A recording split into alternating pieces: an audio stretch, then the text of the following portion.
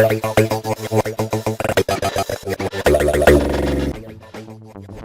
PC gamers, and welcome back to the PC Gamer Chat Log. I'm Lauren Morton. And hey everyone, I'm Mollie Taylor. And this week, Mollie and I are bringing on our senior editor, Robin Valentine, to talk about the top 100 wish lists on Steam, which is the metric of, all of the people on Steam, the games that have the most people who have clicked that little wish list button, that I would like to buy this someday button, which mostly, in our experience, is a catalog of how much people are anticipating upcoming games. Things tend to fall off the wish list as they come out. I think a lot of people, leave games that are currently out on their wish list in hopes of buying them when they're on sale or something like that. But it's something that we as a team look at and are like, okay, what are people really excited about? And we have different feelings about what that list actually means, because it's just clicking a button. It's just clicking a button. So how excited are people, and how susceptible to viral social media moments are some of these things that shoot to the top of the top 100 wish lists on Steam until they come out? Because we've had some cases of really neat things being on the top of that list, and some disastrous things being on the top of that list that we will talk about. So we're going to examine what's on the top 100 right now, or a week and a half ago. It changes, as we found during this conversation. It changes a little bit, so it may not be exactly the same as when we spoke, as when you're currently hearing it. But nevertheless, until we do that, Mollie, what did you play last week? I'm still brain rotted. I'm still playing Final Fantasy 14. That brain rot. Yeah, it definitely. I still have the Nikkei brain rot as well, but the Final Fantasy 4 brain rot has lodged itself into my brain once more. I'm having a great time though. I'm having a lot of fun. I just finished gearing up my dancer. I'm best in slot, ready for Savage Raids on Tuesday, on July 30th. So I did the extreme trials, had a bunch of fun with those. And then I've just been chilling, I'm just chilling, leveling up some classes. It's kind of that calm before the storm right now, because Savage isn't quite out yet. So it's the time that you can use to kind of do other stuff. Right. So that is what I'm doing right now before my entire life becomes consumed by Savage raiding. We'll see how far I get with it before I give up, which is what happens every single tier. Is I clear the first one, and then I get too tired to carry on. So you know what you won't have to contend with is you guys don't have tornadoes, I don't think. So you won't have 10 tornado sirens going off while you try to complete a raid in Final Fantasy 14. Some other people we will absolutely name. Yes, unlike some people on this list. Go read Tim's story about him raiding in Destiny 2 on PCGamer.com. Very, very funny, very interesting. So that was me. That's what I've been up to recently.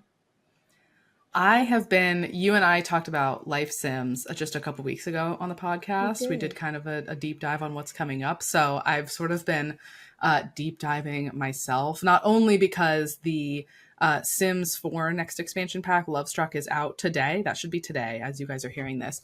So I've been playing that leading up to its launch. I did open the Sims 3 a couple times. I had to set that aside in order to play the new Sims 4 expansion.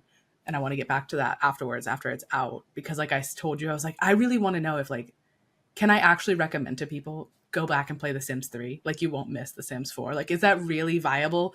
Or would I start playing The Sims 3 and after 3 weeks I'm okay, I'm also annoyed with some things here. So trying to investigate that. And then also I mentioned at the very end of that podcast episode we did about Life Sims, and I wish I had done this before that. It was just an off the cuff. I was oh, what about that thing called Tiny Life that's in early access, this lo-fi Sims game?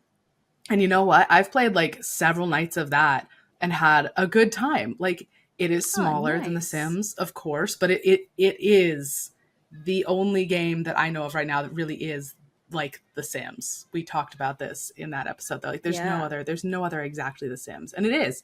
It's and it's open world. It's small. It's very lo-fi, but it has lots of like actions that you'll like recognize of like getting jobs, like getting married, like going on like it's open world in its little neighborhoods too, and it's because it's in early access. They have a Discord server where they've been taking like polls and feedback on like what features to pursue next.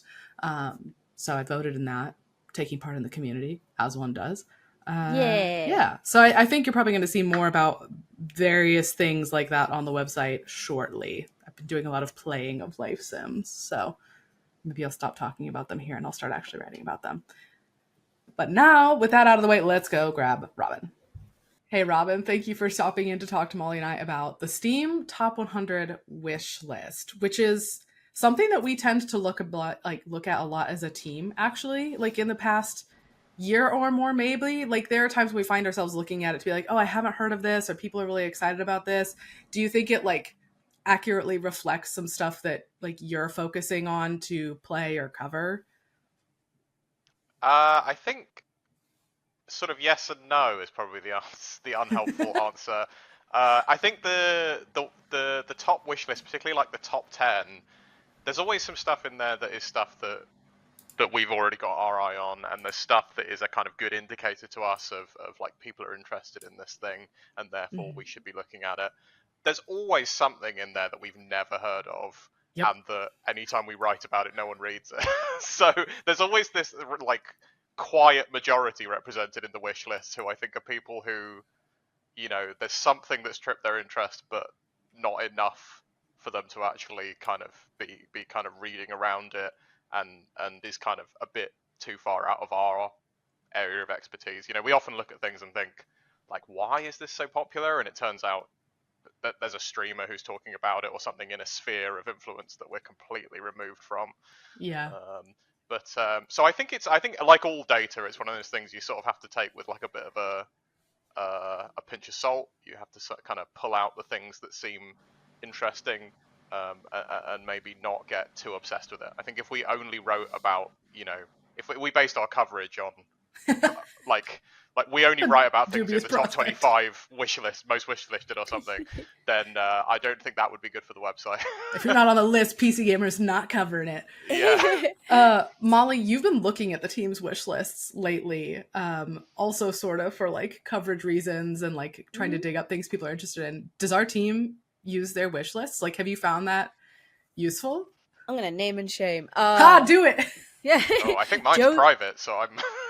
Yeah, you're a private. I'm man, locked Robin. down too. I can't get anything out of either of you. I do quite often see, you got Ted Litchfield, Josh Woolens, Jodie McGregor. They're the ones that I like. If it's on someone's wish list, it's usually one of those three. Sometimes Chris Livingston as well, because Chris plays a lot of everything. He's like, we have this game. Who should play it? Chris should play it. So you definitely have the little group of people that wish list. It's a lot of smaller games as well, which I think is for me what I use the wish list for as well. Is I tend to use it for like smaller stuff that maybe I'll forget about. Like I'm interested in, but I might forget about it in the time between it being announced and being released, because it might not get a lot of coverage either by ourselves or by other media outlets. So that's what I use it for. That's what I notice a lot of the team use it for as well. And then it is quite interesting actually seeing what kind of things we wish list like on the team versus like what my friends will wish list, because my friends like will very much be wish listing the bigger games, or stuff that is like in the top 10. That is the stuff that they will be wish listing. And then all of my journalist friends on Steam are always wish listing some like buttfuck obscure indie game that like no one has heard of. It's not even like in the top like 500. That is always the difference for me. Yeah, I think I'm the same as you, Mollie, that I use it for things that I might forget about. Like I overhauled my list earlier this year to focus on like some of the like upcoming cozy games of this year. Again, things that I didn't want to forget about if they like delayed their release date, or if they came out. I'm like, oh god, I didn't even realize they announced a release date. All of a sudden that's happening. Like I'm not gonna put Dune Awakening, which is in the top 10, or Arc 2 on my wish list, because I'm not going to not notice when those things come out. But I think that's like one very particular way of using a wish list is like keeping track of things that are coming up, and other people use it as like an actual wish list of things that might be already out and you're waiting to see when they go on sale and get like that email notification that something on your wish list is on sale. Or you know, they are just tracking like super big games for different reasons too, because they don't have our job. So they might not notice when Vampire the Masquerade Bloodlines 2 comes out. That might actually fly under your radar that might just a normal individual and you don't come into our job every day. That is how I used to use it, to be fair. I used to use it for like games that were already out, or like big games. I used to use it more of like in like not social media, that's the wrong way, but to be like, if someone was going to go on my wish list, they would see the games that I was wanting like right in that moment, not the games that I was wanting to keep like track of as they were coming out, but it'd be like, oh, I just got like my PC, let me put like a bunch of stuff on there, and then if anyone wants to buy me a game, they can. And it did happen a couple of times, you know, like I feel like sometimes for your friends it's like the easy present, right? It's like, oh shit, it's my friend's birthday, I totally forgot, let me just like dive on their Steam wish list real quick, and then you go and it's like all games that they added in 2016 and never bought, and it's like, what do I do now? But that's kind of how I used to use it, was like if you want to buy me a game for my birthday, this is the one that I want. Yeah.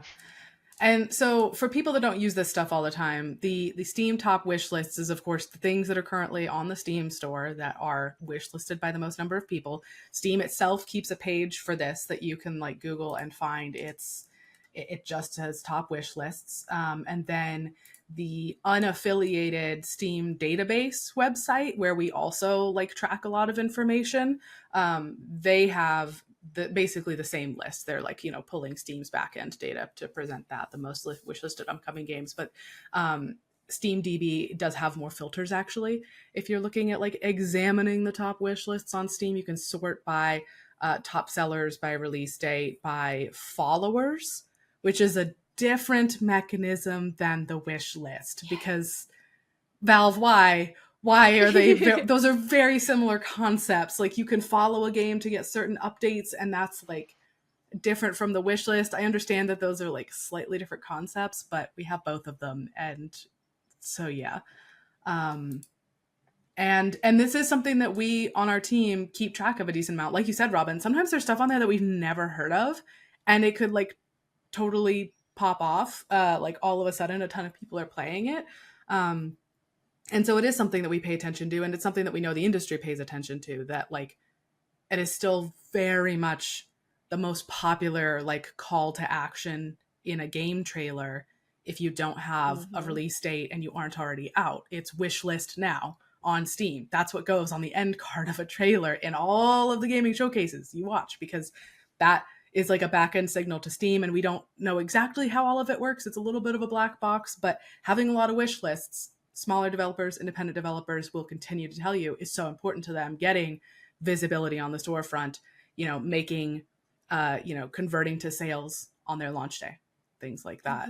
So yeah, I mean, when I talk to, particularly as you say, kind of smaller and mid-tier like developers and publishers these days, it really is, if you're on Steam, it really is that you want to hit in Steam Next Fest with like a demo and get tons of wish lists off the back of that.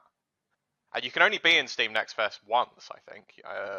Oh, really? those were the rules when they started it. I don't know if that's actually continuing to be true. There's still a lot of people are still picking their moments to be in it. Yes. I don't know how strict those rules are these days, but yeah, you want to get loads of wish lists off the back of that, and those metrics, you know, they at least are confident enough that wish lists translate into sales, that it's still. So I think it's easy to look at the top wish lists. Like on some level it's silly, right? Like on some level it's just like a list of games that people clicked a button on and then stopped thinking about. Like you could definitely overanalyze it, but at the same time it is important because like business decisions are being made on the basis of this. Like games developers are living and dying on this on this mechanic. So yeah, I mean, part of that might just be that it's one of the few metrics you actually have before a game comes out to like kind of measure popularity with. You know, it's much harder to measure popularity with kind of social media impressions or whatever. It's like a very concrete metric. But I think the fact that you can use you basically have a direct line of communication with anyone who's wishlisted your game, right? You can, I mean, they can't send out emails willy-nilly, but you can notify people when it comes out, and you can notify people of sales. And that is probably the most direct and effective way that you can get in touch with people. So I think that is probably what makes it so powerful. But yeah, developers really care, so it kind of means that we have to as well, I think, and that we can't write it off as just another, just another popularity contest. Yeah, and that's interesting that you're highlighting is there is a difference, and I think we'll get into this a little bit later in the seriousness with which people use their wish list. Like we just talked about, all of us use our wish list in different ways from each other, let alone from everybody else. And, how much of that is purchase intent? How much is just curiosity? Did you just press the button? Do you have a serious desire to know when this thing's come out? So there are different reasons that different games show up on this list of top 100 wish lists. I want to quickly read through the top 10 just as a point of reference for people that are listening and don't have this in front of them. And then we'll sort of be a little bit more vague about the full top 100 and things that we've noticed about it.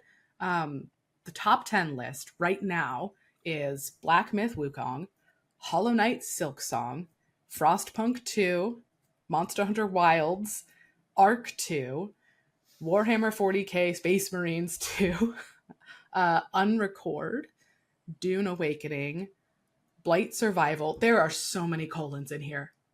Vampire the Masquerade Bloodlines 2. There's so many names that have colons in them. Games, please. I'm begging you to stop using so many colons. So many colons and so many twos. A lot of sequels in there. A lot of sequels in that top 10. Even the ones that don't have a 2, there's some sequels. Silksong, sequel. Frostpunk 2, sequel. Monster Hunter Wilds, kind of like a pseudo sequel to World. Ark 2, sequel. Space Marines 2, sequel. I don't know about Dune Awakening or Blight Survival. If I see a colon, I always assume that it's a sequel, but these days I think they use too much. Gamers, stop putting colons in your Well, they can't just call it your they can't just call it June. They could, Robin. They totally could. Though. Just call it Dune. They should call it Dune, the video game of the movie. Bring that back. Yes. The definitive Dune video game.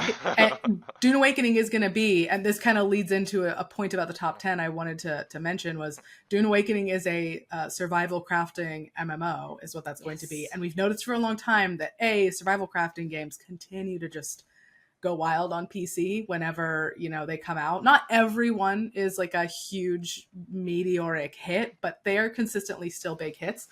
And you notice that in the top 10. Blight Survival is also an open world crafting game, I believe, or crafting survival something. Dune Awakening is. That might be all that's in the top 10 right now for crafting. Yeah, I mean, Stalker 2 is not.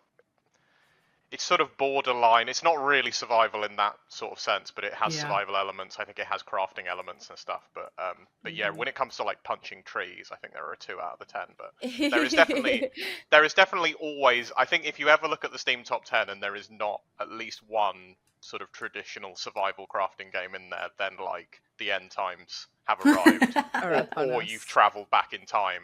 It is the one constant of this list, I think.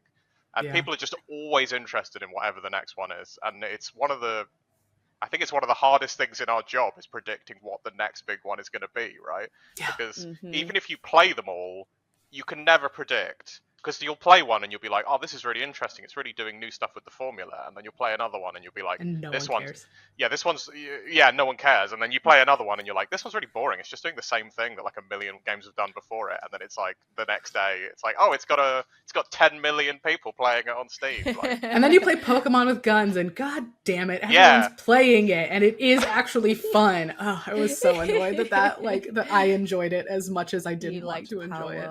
I liked Power World. It was actually pretty good and fun. I think for me, something that surprises me about the list is how in my circle anyway, I don't see a lot of people talking about some of these. Like Oh, Black Myth Wukong. sorry, hold on. I've just realised Ark 2. That's also a crafting survival game, isn't it? Oh well, yeah, of course Is that it the is. one You're with Vin right. Diesel? Yes, it's on. Yeah, oh God. Yeah, okay. sorry, You put- I totally skipped Arc 2. Very like early foundational crafting survival game right after Rust. Good point. Thank you. Yeah. Now. Anyway, Vin sorry, Diesel's Mollie, in to it. interrupt you. No, you're good. Thanks for reminding me about the funny Vin Diesel game. Literally, like in my circle anyway, a lot of my friends aren't talking about these games. Like Black Myth Wukong is number one. I don't see a lot of chitter chatter about it. Maybe I'm just not in the right circle. Silksong, the Hollow Knight fans are yapping. They're yapping. They deserve to yap. I will give that to them. Like my friends are talking about Wilds, but like Arc 2, I have not seen anyone talk about Arc 2. I have not seen anyone really talk about Vampire the Masquerade Bloodlines 2 I think for like a hot sec either. I think like the thing that's important in kind of interpreting this is that like there is no maintenance required for something to stay Yes. Yeah. up, right? Because if people wishlist, it's much less likely for someone to remove something from their wish list than it is for someone to add it. So basically, once something's added, it's probably staying That's there. it. And if you get a surge of wish lists, I mean, I do think there is also this kind of silent majority. Like I think like Black Myth Wukong is a good example of a game where there's probably loads of people really interested in that game that we don't talk to. Many of them probably in potentially in like China or in other countries that we, you know, I don't know how far-ranging this data is, but like if it encompasses other countries, you know, there are people in those territories that we're kind of less aware of. But there's also games on here where like Silksong, it doesn't need to get like, you know, 1,000 new wish lists a day to stay in this list. It got wishlisted by everyone when it was announced. Yeah. And how many years ago? Yeah, or like, you know, or like Arc 2 I think is probably the same, where like I think when Arc 2 was announced there was like a big, you know, there was a big surge in interest. Mm-hmm. But if no one's talking about it now, that doesn't mean it drops. It just sits there on that amount It until just stays there until another game gets more hype than it. So I do think that's like an important thing that's like easily forgotten, is that this is not a record of like the what's 10 hot games. right now. Right Yeah, now, it's not. like, it's easy to think it's of it as a very record. cumulative. Yeah, Yeah, well, like I said, exactly. like I got friends with games that they've wishlisted in like 2016. Like I've got games on my wish list that I put on there in like 2017 and still haven't bought. Right, like you say, I think someone is much less likely to remove a game than they are to add it. So Yeah. That said, we do see I do think there's a nice spread of like kind of relatively new stuff, or like stuff that's that's had some activity recently. Like we've got Wilds in there that was only recently announced. You know, June Awakening is like relatively recent that we've like seen stuff for that. Like I think Black Myth Wukong is relatively recent in terms of getting, you know, suddenly getting quite a lot of attention. Even Silksong, I mean, I think most of those wish lists are like residual wish lists, but people haven't forgotten. People are still hype. And Bloodlines too. I mean, Bloodlines 2 is probably the biggest like culprit in terms of, I think people added that to their wish lists like 5 years ago. When it had a different developer 7 years ago. Yeah, like And I don't think like all that's testament to is that when people saw that most recent trailer, they didn't go and remove it from their wish list. they maybe should have. I don't know. it's just hanging on at 10th place for dear life right now. I do wonder how susceptible the like top 100 wish list is to like the virality of the internet right now, because as you're pointing out, Robin, things will wind up on this list when they get announced and they just have this sudden spike of interest and then just sort of like loosely trend upwards from that point. Probably interestingly, I think actually if you do dig into SteamDB and look at the charts for something unreleased, you can see the chart of how many people are following it, which, as pointed out, different from wish lists. But they have, I think, a similar relationship. I don't know if they're completely parallel, but I think they have a similar relationship. And like, I'm looking at Arc 2s right now, and it's just steadily upwards, very steady from 2022 to now. It didn't People love Vin Diesel. People love Vin Diesel. And oh darn it, I lost my SteamDB tab. But yeah, and then there's other things like Unrecord. How much do we know about Unrecord? That's the like hyper realistic body cam footage thing that went very viral on social media. It's not the one though. I think it's It's A1. I think it's a There's one. at least two of them. I think this was the first one. Oh, okay. Well, I if this was the first one, then credit to it. I thought I think there's one called Body Cam, which I thought was the first one, but I may be I could be that may be mixing the them imitator. up, but I really do think On Record was the first. And yeah, it had that Right. real like snap of social media clips, like Mhm. videos going around. And so yeah, a bunch of people go and say, I want to remember this for later, throw it on their wish list, as opposed to, Arc 2 just slowly gaining wish lists over time. Although I'm gonna have to like check the chart for Unrecord now. Let me pull it up. Yeah, I'm curious. I feel like TikTok is playing a part in this as well, because I think it was it on TikTok where it was kind of popping off a bit as well, or was it mostly on I think it was kind of all over the place Twitter? because I remember it was big on Twitter, but anything that has like a kind of neat look, like often pops off on TikTok. It's like if they don't do it themselves, then someone else clips it and kind of reaps those numbers. Mm-hmm. I do It think is this a is very steady stream of like increased Steam Hub followers history, Oh according to wow. Steam B for Unrecord. So I don't know. I'm not sure how much meaning I can extrapolate from that exactly, but the thing I like about that, both that and Black Myth Wukong, I think, are testament to the fact that like people still just like seeing a neat thing. They like seeing like a visually cool thing, and like Black Myth Wukong kind of falls into that area of like I don't know if it's actually Unreal Engine, but it's got that look of like really cool looking Unreal Engine thing, um, which is like always I think people are always interested in kind of that like hyper realistic graphics kind of thing. And then Unrecord just has an amazing. Have we actually? Sorry, we probably should more clearly say what Unrecord actually looks like. It's it's like police body cam footage, but that's your perspective in the game, and it's like disturbingly realistic looking. Like that's it's what really made people so curious and interested in it was just how realistic it looked. it's like an incredible. I think the screenshots don't do it justice. If you see it in motion, it's like an incredible visual trick that they've pulled off, where like it's the most hitting. Uncanny Valley is probably the wrong word, but for me, it most hits that blurry line between like footage that could be real versus footage that could be a game. Like when I watch Unrecord footage, I feel like have you seen on TikTok someone showing their grandma like GTA 5 footage and saying that it's like footage from the local news and that it's really happening right now? Like this is a car chase that's happening right now. Like I feel like that grandma when I watch Unrecord, where I'm watching it and I'm like, is this FMV? Wait, no, I can just about see that that's a texture. But wait, no, that bit can't be a text. Like it blurs that line so effectively. I don't know. I think politically it being kind of police body cam footage and you running around shooting people, I think it's priming itself for some sort of big controversy on launch. But yeah. but the technical trick is incredibly impressive. Yeah. What about the like the full top 100 list? Because I didn't write all of those down to read off. I would be very tired, and there would be even more colons, and I would be annoyed by it. But we did all skim through that list and try to see like what does it feel like it says about PC gaming as a whole right now. And I did quickly like the metric I was interested in was things that have release dates versus things that don't. 21 things in the top 100 actually have release dates on them. 9 things are coming in 2025, and 50 of them, fully half, are either to be announced or just like coming soon.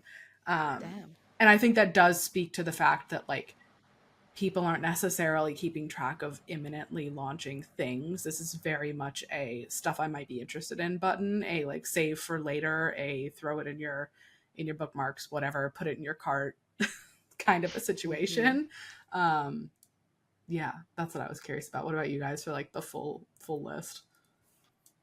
The thing I really like about it is I think it's testament to how like weird and distinctive PC gaming still is. I think like as PC and console, as the lines blur between those two, and we kind of we get more and more console stuff on PC, and the kind of technical kind of hardware side of things is closer and closer. I think it's easy to kind of to think that some of that PC personality has kind of been worn away. But you look at the Steam Top 100 and you're like, oh no, it's still full of like strategy games and like survival crafting games and like RPGs and action RPGs and like deck builders, like all this very PC stuff, and then loads of like it's not like Assassin's Creed, Call of Duty, you know, FIFA, right? Like it's like Black Myth Wukong, a game which is like, you know, independently being put out, that does not have a big marketing budget and everything. Like that's number one. Like Silk Song's number two. That's like an indie game, and then you don't have to get far down the list to get to like Unrecord, which is, you know, really quite a niche thing. Even that Blight Survival game, you know, is quite niche, and like loads of games that you haven't heard of, or that certainly the average person on the street hasn't heard of. So there's like still room for niche stuff and kind of unexpected stuff, and like I think it's a real testament to how exciting and weird and distinctive PC gaming still is compared to consoles. So I think that aspect of it's kind of heartening. For sure, for sure. Also, would like to note that in the time between us preparing for this podcast and filming it, which is not that long, Vampire the Masquerade's Bloodlines 2 has actually dropped out of the top 10. Oh no! It's in 12th now. You're right. It is in 12th now. Oh my goodness! The Stalker list it 2 shifts. is 4th. I don't know where Stalker 2 was before this, but it is Zoom. Apparently it was not in the top 10. But yeah, I guess it was not in the top 10. But now it's number 4. So okay, hold on. Stalker 2 is number 4. Yeah, live list: Black Myth Wukong, Hollow Knight Silk Song, Frostpunk 2, Stalker 2, Monster Hunter Wild, Ark 2, 40k Space Marine P2, Unrecord, Dune Awakening, and Blight Survival. So I think that's the biggest switch. If I've previously talked about a game and a listener is like, why is he talking about that game? That's not in the top 10 they just listed. It's because I'm looking at the live list instead of Apologies all. No, that's okay, because yeah, it has changed. It's interesting. How much movement do we feel like happens on this list? I think we notice a lot of times when something supplants the top one spot. You'll find that we write about that on the website a decent amount, because like I said, there are some metrics that we on our team don't feel like have as much value as others. Like, you know, we don't always like to talk about the number, like concurrent player numbers for certain types of games, and extrapolate too much meaning from that into a headline for certain games. But we will write about, like, you know, X game is now the top wishlisted game on Steam, because we find that does actually mean something to people, and there's a reason that happened. And you'll see certain big games like take the top spot. Like, oh, where did I put this list of stuff? The Day Before was the top for a while, like for several months. It was like in the top 10 for a very long time, as I remember, and then it was like number 1 as it was getting closer and closer to launch. And then that's a particularly interesting situation of, people putting it on there, mostly on vibes, mostly on dreams, and the whole scandal about The Day Before, a open world crafting survival. Does it have zombies? Did it have zombies? It did have zombies. It did have zombies. That's the other magic ingredient, is if your game has zombies, expect to be at least 50 places higher in the wish list than if you didn't. And that thing publicly blew up at launch. I mean, again, you can find coverage of that on the website. Yeah, no, sorry. Yeah, not blew up in the good way. That fell apart on launch day. It imploded. Yeah. Imploded. Not exploded. It killed itself. Sorry. That was the one thing that I wanted to point out, was that Stalker 2 has shot up, and Vampire the Masquerade Bloodlines 2, oh my god, short on your game names, has dropped.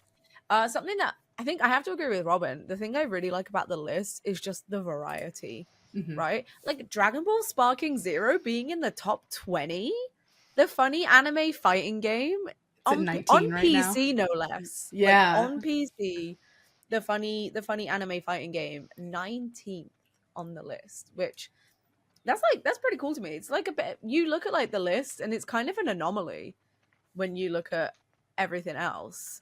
Then you got like Marvel. It surprises me how high Marvel Rivals is, personally. Marvel Rival. It surprises me how high Marvel Rivals. Genuinely the Oh, worst. I think that might be the we've got dunked on horrible colons. mouthfeel. Yeah, we've dunked on colons, but like Marvel Rivals might be the worst game name of the last like 10, It's got 15 horrible, years. horrible mouthfeel. It's the the worst accent, you mouthfeel. guys. The accent is making it worse. Marvel Is it Rivals. okay? Is it okay in an American accent? Marvel Rivals is not that bad in an American accent. Marvel That's you Rivals. guys. Marvel. Oh my Marvel. god, that's not the point of this podcast. Oh my god, I feel like I'm like chewing on it, like a really like a tough steak or something. Chewing on those vowels. I'm chewing on it. I'm eating.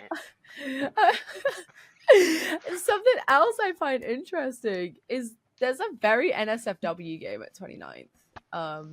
Yeah, the I Steam say tried to very protect me from that NSFW. one. It filtered that one out until I adjusted my preferences. Is this the I- Lovecraft dolls? Yes, Operation Lovecraft Fallen Doll, which also, may I add, is like 20 places, 15 places higher than the Desire for Dragon Age Veilguard. Leave Dragon Age alone, Molly. People's desire to see these Lovecraft fallen dolls naked is higher than their desire to see a Kunari naked, unfortunately. That's how far society has fallen. Just you wait. What happened? When did this become hotter than this?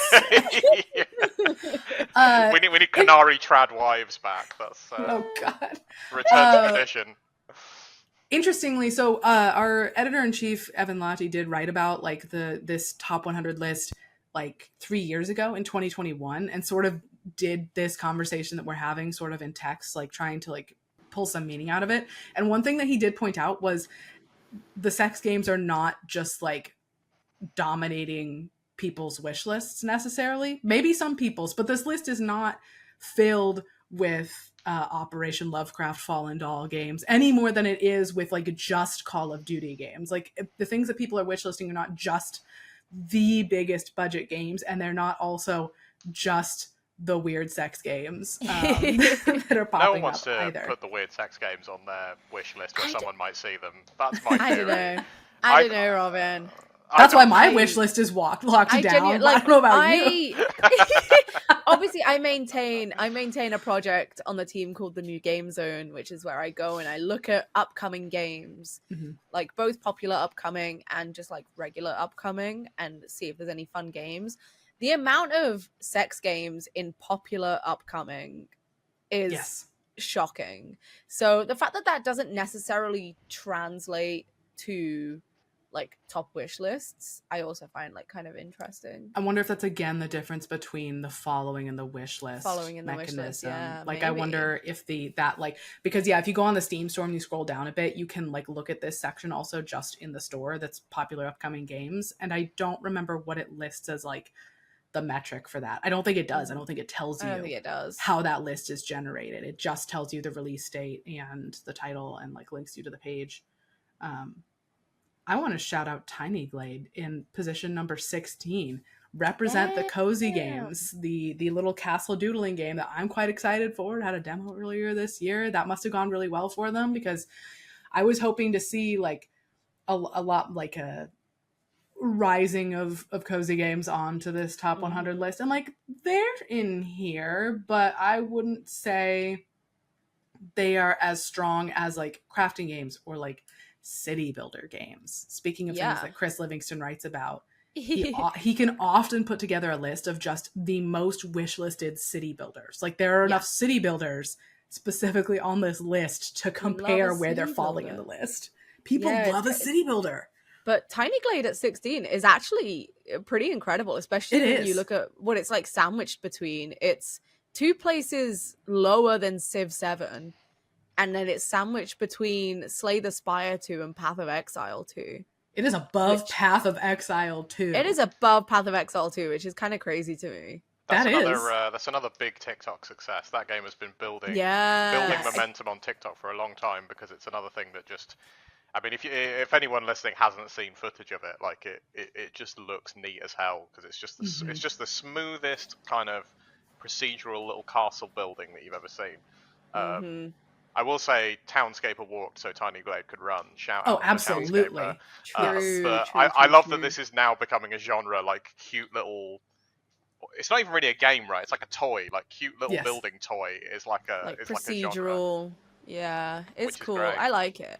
And yeah, I said it earlier, but I do think TikTok, because TikTok's so visual, right? Yes. And you could put a video on Twitter and that gets like compressed to hell, right? I feel like it's difficult to maybe fully show off what you have in a video format on something like Facebook or Twitter where it gets compressed very heavily.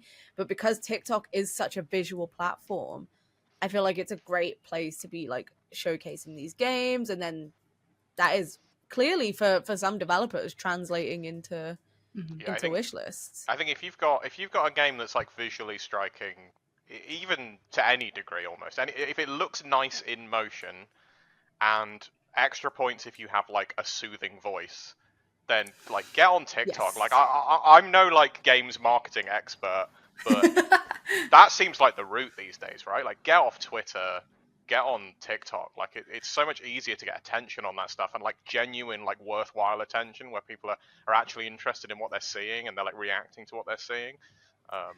Yeah. It's funny that you say that, because Twitter did used to be the place for putting your game in motion in front of people. Like, get a great GIF on Twitter of an indie game used to be like make or break. Like you could absolutely skyrocket with a good couple GIFs. I'm trying to think of a good example of that happening. Untitled Goose Game, I think, is like the example to me, where like that game was that successful, as far as I can see, off the back of a couple of GIFs of a goose messing about on Twitter. Obviously, before it even had a name, before the game even had a name, to the point where they were stuck with Untitled Goose Game. Like, you know.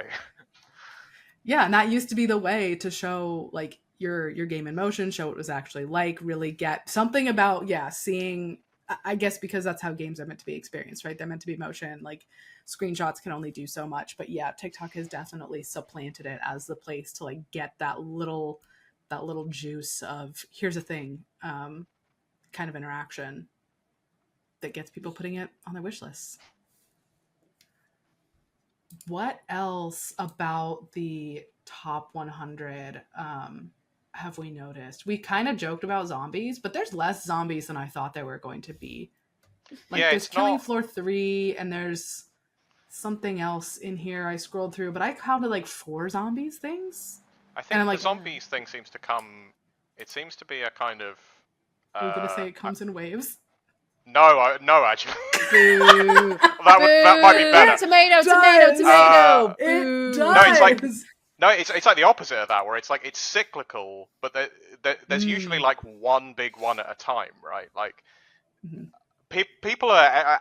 This is something I'm endlessly fascinated with. Other people's endless fascination with zombie survival games. This is something I've never really been able to work out. But basically, if you have what makes you chase these? If you have like a zombie survival game, particularly if it's like it has to be multiplayer for some reason, and it has to like look sort of, it has to at least have the illusion of looking good, right? That's what like the day before had, was the kind of illusion of being a kind of shiny Unreal Engine thing.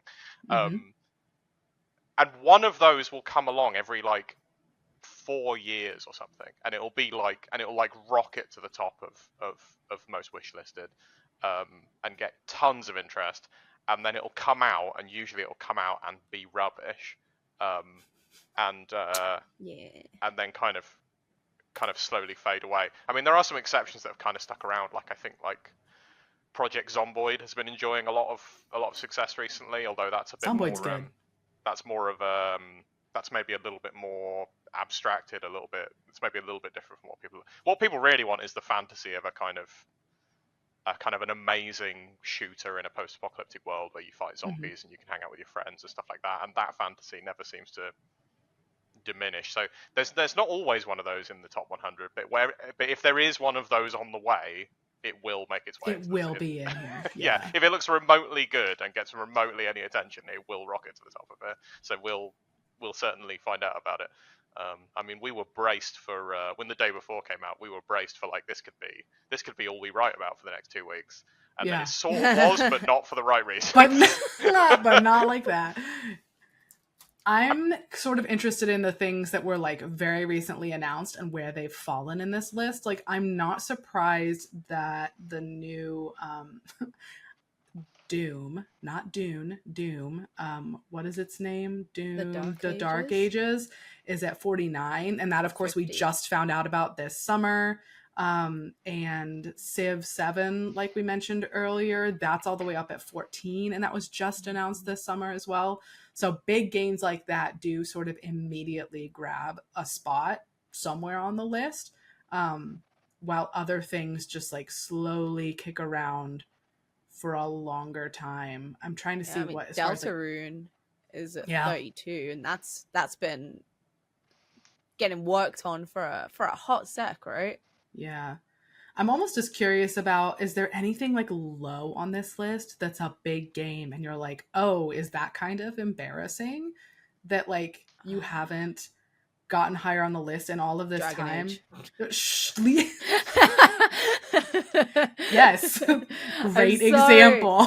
I'm sorry. It's a 56, which does really surprise me because it's a PC ass game.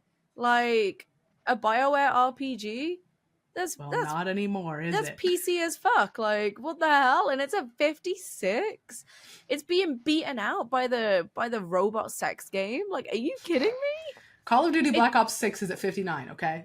Oh, okay. Let's pick on that one instead, shall we? Yeah, I don't have anything valuable to say about Call of Duty Black Ops 6, but it's at spot number 59, all right? Maybe it's that's being embarrassing. By Killer Bean, which is the most ridiculous game that I keep getting reminded exists. Which showcase did that show up to this summer? I had never heard of it. I forgot about it until now. It was an A showcase. I forget which one it was. Everything I've learned about Killer Bean has been against my will. Absolutely. It was. What is it? People think it looks kind of fun though, which like good for them.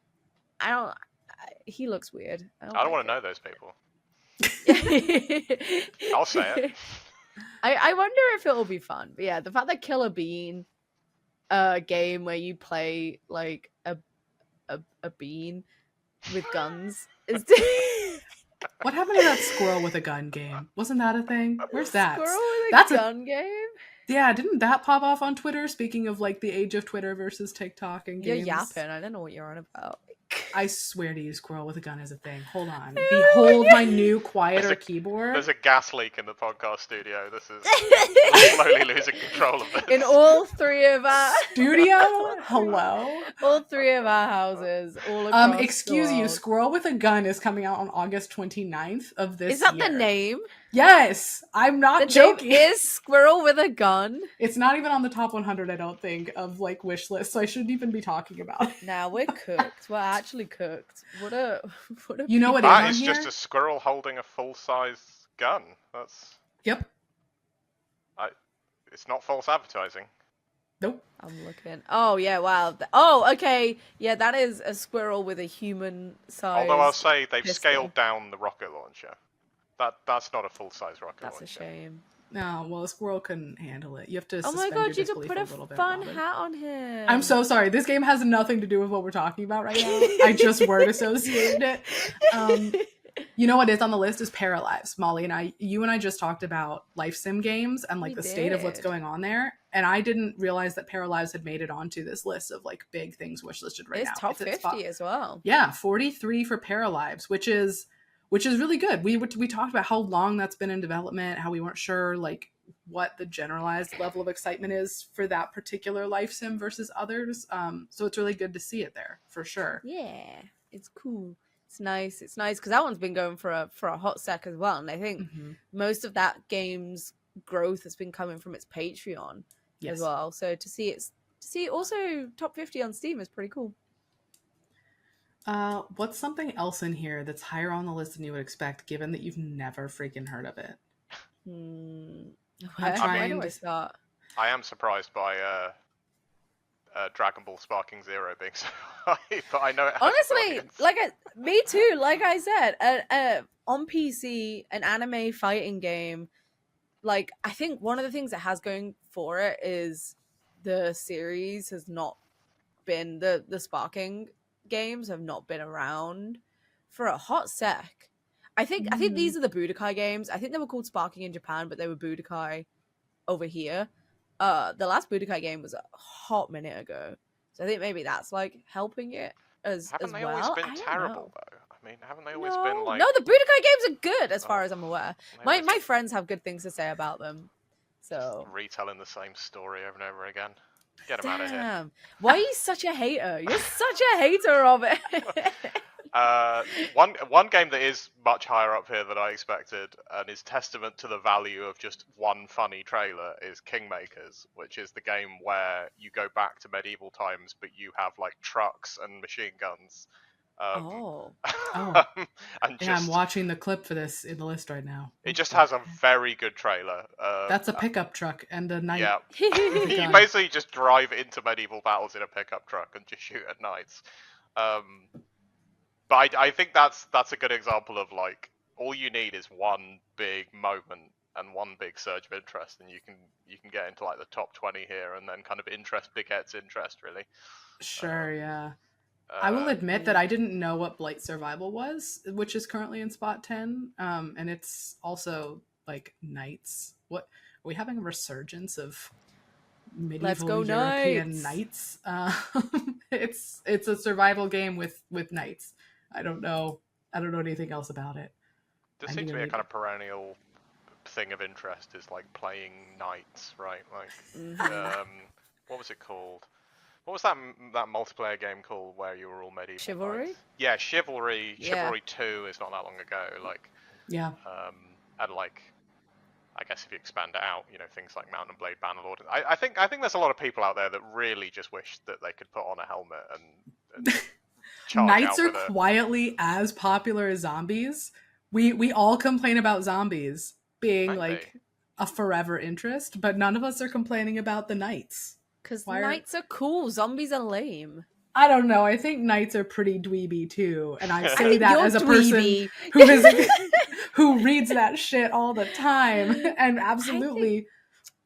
Yeah, but knights are like hot dweeby, you know, and like, no, you know what I mean. Knights are like they're like the cool nerds, and then zombies are just lame. Zombies are lame as hell. Knights are cool. You heard it here first. This is coming from your routine sword and sorcery defender girlies who don't play sci-fi and would rather play the games with swords in them. Give me big sword and shield. Listen, COD is gonna make a medieval game next. You just watch. It's gonna be knights, zombies instead of regular zombies. That's the real Call of Duty. We need to go back to the old wars. Yeah, the real Call of Duty is then taking up arms in the name of your king. Oh no! Do your feudal duty, yeah. I don't want to hear that from you lot.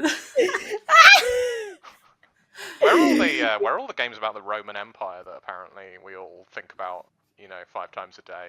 There is something on here that Chris has written about before. No room in what's it called? Oh my gosh, where is it? I just saw it. No More Room in Hell 2? No, not that. It has Rome in the name. Hold on. Nova Roma? Nova Roma. Yeah, that is it. Yes, it is. It's a city builder, which is why Chris Livingston wrote about it. Oh yes, okay. Of course. 85th. There's your Roman Empire. Yeah, Nova Roma. That one did look very pretty. It does look pretty. I am surprised to see Blue Protocol in the top 30. I think it's an MMO, right? Maybe that's why it's. I was going to say Is it?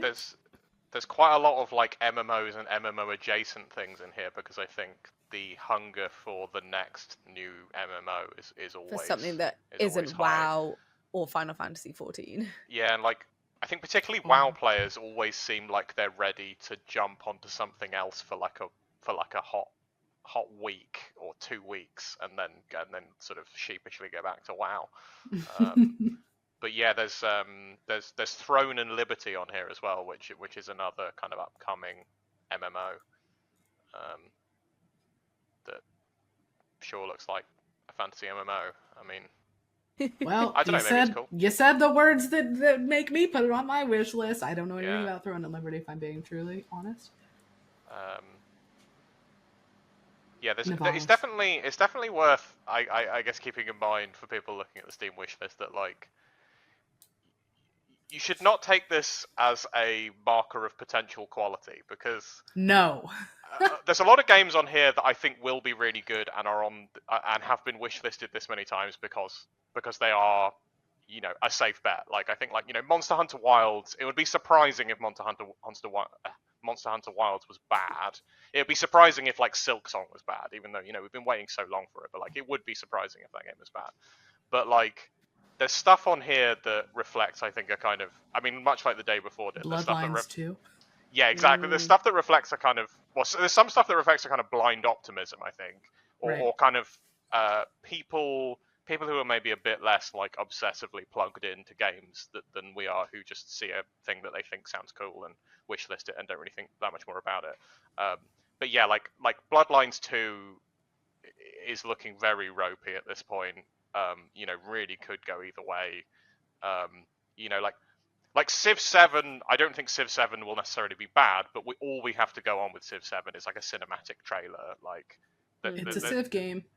Yeah, like we have seen nothing of that game, and it's like at number 14. So it's definitely not like a measure of kind of quality. It is just a measure of, like, it's like fleeting interest preserved in amber, right? It's like games that have generated a moment of interest. And I guess if they've generated multiple moments of interest, they are further up the list. And might be able to ride that to release date, yeah. But a lot of this stuff is, may not be any good at all. And a lot of it, even stuff that might be really good, is definitely coasting on, like one really cool trailer, maybe like two really cool trailers, or particularly things that have like a striking visual style. Like if you can make your game look cool in like 2 seconds of footage, you can probably get onto this. Yeah, you can probably get onto this list. Like Mouse is on here, which is a fantastic looking game that is kind of going. It's kind of going for a similar thing to Cuphead, where it's like kind of 1920s style, kind of Disney animation, kind of Steamboat Willie kind of thing, but it's like a first person shooter. And like, who knows if that game will be good or not? But it looks good. It looks fantastic, and that's why it's number 33 on the list, because in seconds you can look at that and go, oh, I get what it's going for, and it looks great. Mm-hmm. Yeah. I think things that take a bit more, I think it's harder to get on this list if you've got a game that isn't as immediately flashy as that, or doesn't have a kind of big CGI trailer, or a kind of really instantly funny premise or something. Like, much like social media, it does kind of reward the kind of instant dopamine hit, I guess. And yet city builders. People just know they like city builders. Yeah. Yeah. Exception to the rule. And like the Gothic 1 remake at 37. So like there is like people will still go in for something that is kind of grognardy or or very traditionally PC. So again, it's that variety, I guess. There's a really good variety of like really different stuff. To be clear, that's not a dunk on the Gothic 1 remake. It looks pretty rad. Well, that's the top 100 wish-listed things on Steam and the top 10 as it stands at this particular moment. As we've highlighted, it tends to change at least a little bit. Things shift around, and especially as things launch, they fall off this list, even though, people might have things on their wish list after it's already launched. Things kind of disappear from the top 10. Like when Black Myth Wukong comes out, I think it'll be gone from top wish lists for good, as a bunch of people, wind up buying it. But yeah, it's an interesting thing to keep track of, to like see if our taste is changing, if we're still into the same old things that we have been, what Steam users are playing. There's a certain amount of things we didn't even get time to talk about, like what this doesn't capture, like the gacha game craze is not represented here hardly, and things like that. But a lot of what we play is represented somewhere on this list in various quantities. So yeah, you can, as I said, catch all of our writing about this subject on pcgamer.com. Like I said, we tend to cover things when they hit that top spot as sort of a, recognition for how people are feeling about it at that moment. And you can find all our other usual news, reviews, guides, opinions on pcgamer.com. And you can talk with Mollie and I about this week's episode at forums.pcgamer.com. Thanks, Robin, for talking about it Thanks, with Robin. us. Thanks for having me. Bye. Bye.